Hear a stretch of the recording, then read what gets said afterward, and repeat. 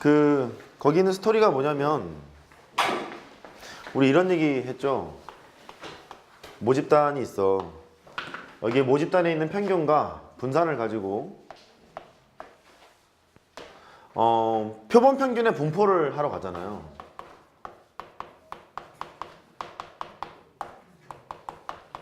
분포를 하러 가는데 X바가 있어요. 표본 평균의 평균은 모평균과 일치합니다. 표본 평균의 분산은 모분산보단 작은데 표본의 크기만큼 작다. 이렇게 말로 설명하고 넘어갔지 않니?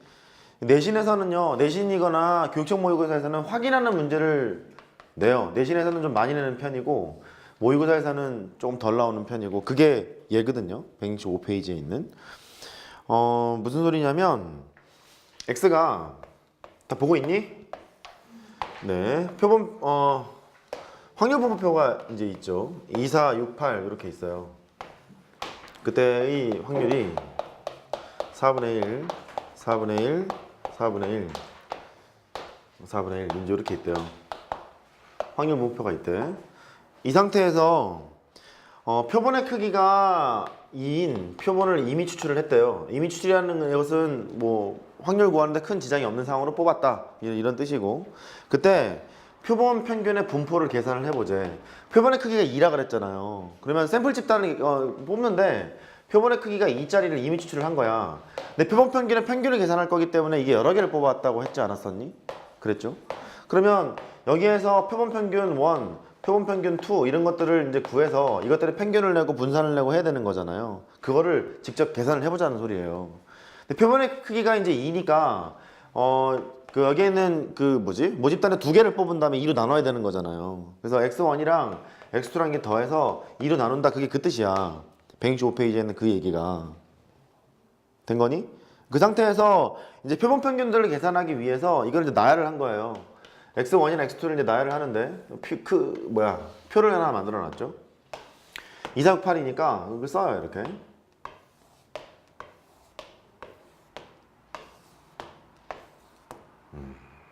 2, 4, 6, 8 이렇게 쓰시고 여기 2, 4, 6, 8을 쓰시고 8 어디 갔어? 아니야. 오씨 얘기 좀 해주지. 여기 보면은 2, 4, 6, 8 썼고요. 그냥 그 표대로 하자. 아이씨 좋아 그 표대로 하자. 그거 계산하는 거 뭔지 아시겠어요? 나 표 일단 그리고 있어 볼게. 표 그리고 있어 볼게. 구경 한번 해봐요. 하나 둘 셋.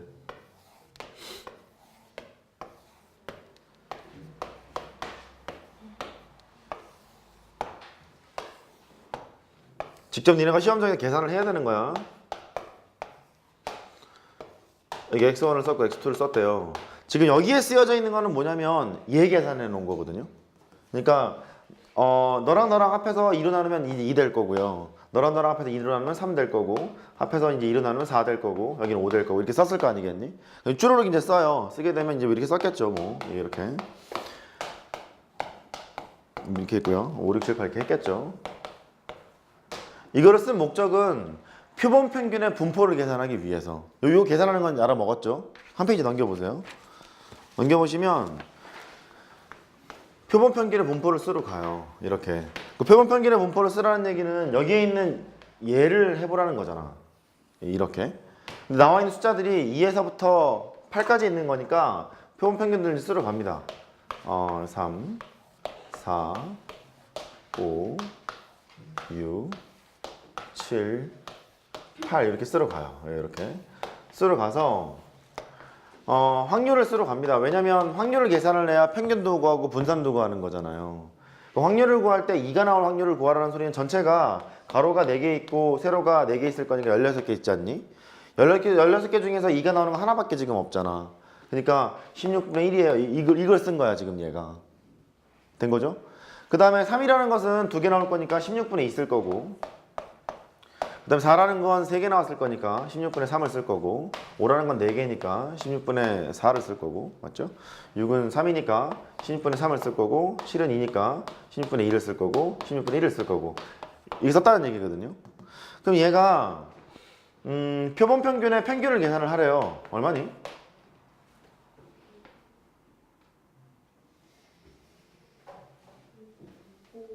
그쵸? 이렇게 돼 있잖아요. 대칭 구조를 가지고 있을 거니까 여기서 가지 않겠니? 표본 평균의 평균이 5였다는 거예요. 근데 아까 그 모집단의 평균이 있잖니? 그게 5였잖아. 여기 지금 보시면 이게 대칭 구조를 이루고 있어서 이렇게 돼 있을 거니까 여기 있는 평균이 5잖니? 이렇게. 여기 오니까 표본 평균의 평균이 5인 것이 얘가 원래 있던 모평균과 똑같다는 걸 확인할 수 있다는 거예요.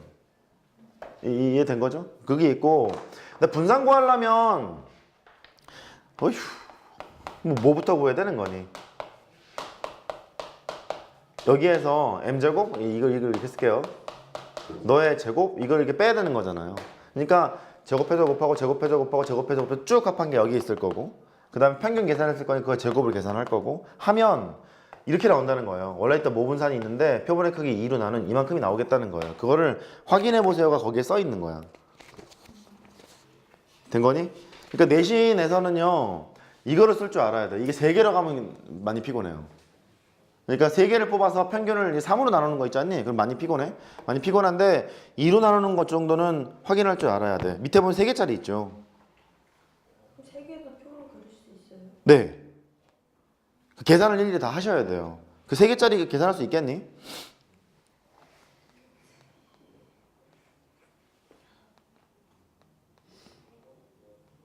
그러면 알겠어요? 무슨 얘기인지? 그래. 2개까지는 꼭 하셔야 되고 3개짜리는 아래 있는 걸 보시면서 어떻게 계산을 하지 정도까지만 생각을 좀 하시면 될 것 같아요. 걔는 이제 그 뜻이고 넘어갑니다. 그 다음에 170페이지 질문.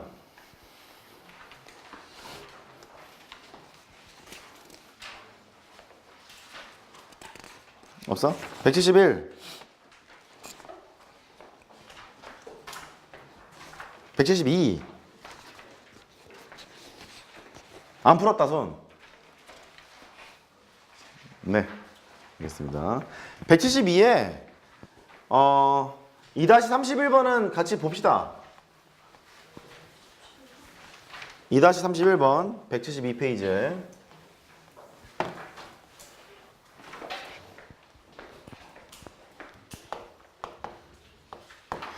A고등학교 학생들의 몸무게는 평균이 60이고 표준 편차가 6인 정규분포를 따른다고 한대. 학생의 몸무게가 있는데 평균이 60이에요. 표준 편차가 6의 제곱을 분산 6의 제곱을 따르고 있어요. 적재 중량이 549kg 이상이 되면 경고음이 이제 울린다는 겁니다. 이렇게 설계가 되어 있대.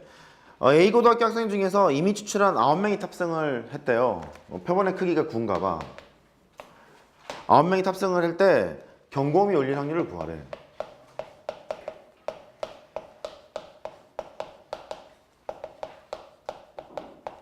지금 느낌이 이미 추출을 해서 표본의 크기가 9짜리라고 했으니까 얘가 경고음이 울릴 확률을 구하라는 소리는 표본 평균을 가지고 놀아야지 이런 느낌은 들어요? 괜찮아요?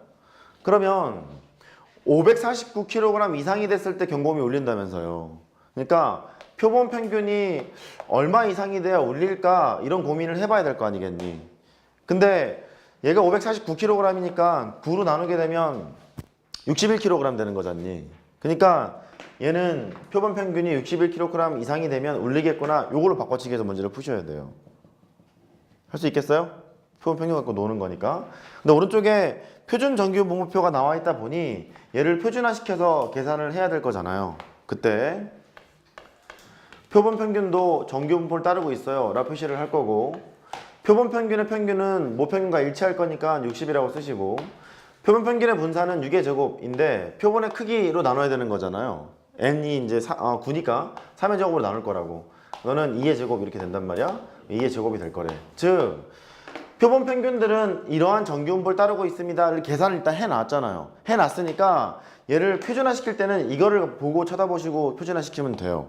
문제 푸실 때 어떻게 할지 모르겠는데 Z를 표준화시키러 가요. 내 점수 61이 있어. 그때 평균을 빼. 내 점수의 평균 60을 빼고 내 점수의 표준 편차 2라고 계산을 했잖아. 이미 계산을 했으니까 2로 나누세요. 이렇게 너는 P에다가 Z가 2분의 1보다는 크거나 같다 이 뜻이죠. 0.5보다는 크거나 같은 거니까 얘가 이렇게 있어서 0이고 0.5고 이거보다 크거나 같다 이 뜻이에요. 그러면 0.5에서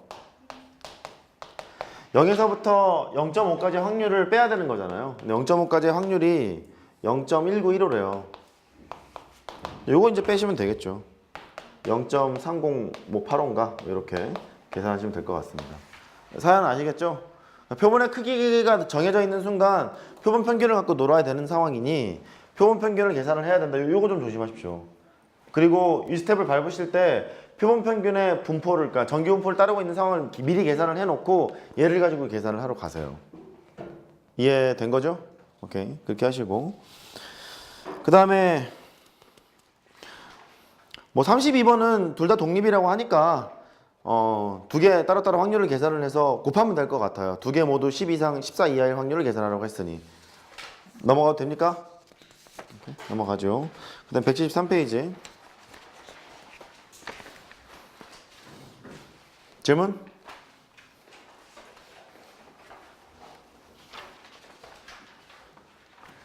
없으면 2-35번 봐요. 표준 점수 M을, 평균 점수 M을 95%의 신뢰도로 추정한 신뢰 구간이 이거란다. 그러니까 모평균이 여기하고 여기 사이에 있을 거예요 라고 추정을 지금 해놓은 거잖아요. 추정해놨는데 베타 빼기 알파를 구하래요. 베타 빼기 알파를 우리가 다른 말로 뭐라 그랬더라?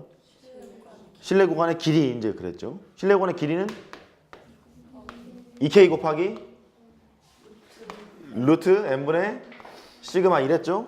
이때 여기 있는 시그마는 문제에 나와 있는 표준 편차를 그냥 쓰세요 그랬죠. 표본 표준 편차도 좋고